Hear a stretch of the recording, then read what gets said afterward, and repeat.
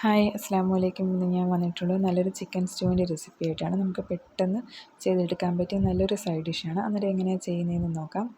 അതിന് മുന്നേ നമ്മുടെ ചാനൽ ആദ്യമായിട്ട് കാണുന്നവരാണെങ്കിൽ ഒന്ന് സബ്സ്ക്രൈബ് ചെയ്ത് സപ്പോർട്ട് ചെയ്തേക്കണേ.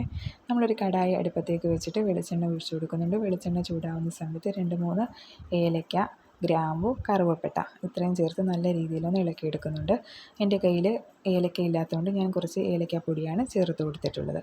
പിന്നീട് കുറച്ച് വെളുത്തുള്ളി, ഇഞ്ചി, അതോടൊപ്പം തന്നെ മീഡിയം സൈസ് 2 സവാള അരിഞ്ഞതുകൂടെ ചേർത്ത് കൊടുക്കുന്നുണ്ട്. എന്നിട്ട് നല്ല രീതിയിലൊന്ന് വഴറ്റിയെടുക്കുന്നുണ്ട്. സവാള നല്ല ബ്രൗൺ കളർ ആവേണ്ട ആവശ്യമൊന്നുമില്ല. അടച്ച് വെച്ച് നല്ല രീതിയിലൊന്ന് വേവിച്ചെടുത്താൽ മതിയായിരിക്കും. പിന്നീട് നമുക്ക് ആവശ്യമായിട്ടുള്ളത് ചിക്കനാണ്. ചിക്കൻ നല്ല രീതിയിൽ ചെറിയ പീസുകളായിട്ട് കട്ട് ചെയ്ത ചിക്കൻ വൃത്തിയാക്കി നമ്മൾ ഉള്ളിയിലേക്ക് ചേർത്ത് കൊടുക്കുന്നുണ്ട്. ഏകദേശം ഒരു 5 മിനിറ്റ് ഇളക്കുന്നുണ്ട്. ഇളക്കുന്ന സമയത്ത് ചിക്കൻ നല്ല വെള്ള കളറാവുന്ന കാണാം. ഈ സമയത്ത് നമുക്ക് കട്ട് ചെയ്ത് വെച്ചിരിക്കുന്ന ഒരു കിഴങ്ങ് കൂടെ ചേർത്ത് കൊടുക്കാവുന്നതാണ്.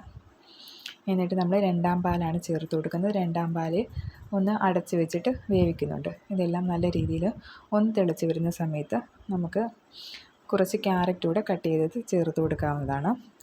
ക്യാരറ്റും എല്ലാം ഒന്ന് നല്ല രീതിയിലൊന്ന് വേവുന്ന സമയത്ത് നമുക്കൊരു 2-3 പീസ് കിഴങ്ങ് എടുക്കാവുന്നതാണ്. കിഴങ്ങ് എടുത്ത് നല്ല രീതിയിലൊന്ന് ഉടച്ചു കൊടുക്കാവുന്നതാണ് കേട്ടോ. വീഡിയോ എടുക്കുന്നത് കൊണ്ടാണ് ഞാനിവിടെ ക്യാരറ്റ് ഒന്നും ഉടയ്ക്കാത്തത്.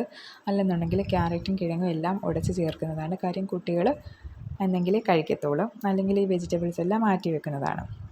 പിന്നീട് ഈ കിഴങ്ങ് ഇങ്ങനെ ഉടച്ച് ചേർക്കുന്നത് കറി നല്ല രീതിയിലൊന്ന് ടേസ്റ്റ് ആവുന്നതിനും കുറുകുന്നതിനും സാധിക്കുന്നതായിരിക്കും. എന്നിട്ടെല്ലാം ചേർത്ത് നല്ല രീതിയിലൊന്ന് ഇളക്കി യോജിപ്പിക്കുന്നുണ്ട്.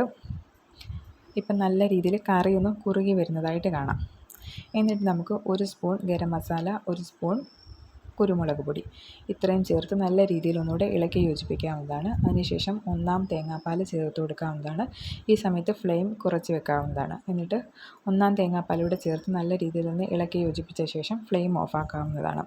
പിന്നീട് നമ്മളൊരു ചീനിച്ചട്ടി അടുപ്പത്തേക്ക് വെച്ചിട്ട് കുറച്ച് കശുവണ്ടി, കൊച്ചുള്ളി, കറിവേപ്പില ഇത്രയും ഒന്ന് മൂപ്പിച്ച് നമുക്ക് കറിയിലേക്ക് ചേർക്കാവുന്നതാണ്. ഇത് കറി നല്ല ടേസ്റ്റ് ആക്കുന്നതിന് സഹായിക്കും. ഇത് നമുക്ക് പെട്ടെന്ന് ചെയ്തെടുക്കാൻ പറ്റിയ നല്ലൊരു സൈഡ് ഡിഷാണ്. അന്നേരം എല്ലാവരും ഒന്ന് ചെയ്ത് നോക്കണേ. ഇനിയും നമ്മൾ നല്ല റെസിപ്പികളായിട്ട് വരുന്നിടം വരെ താങ്ക് യു. ബൈ.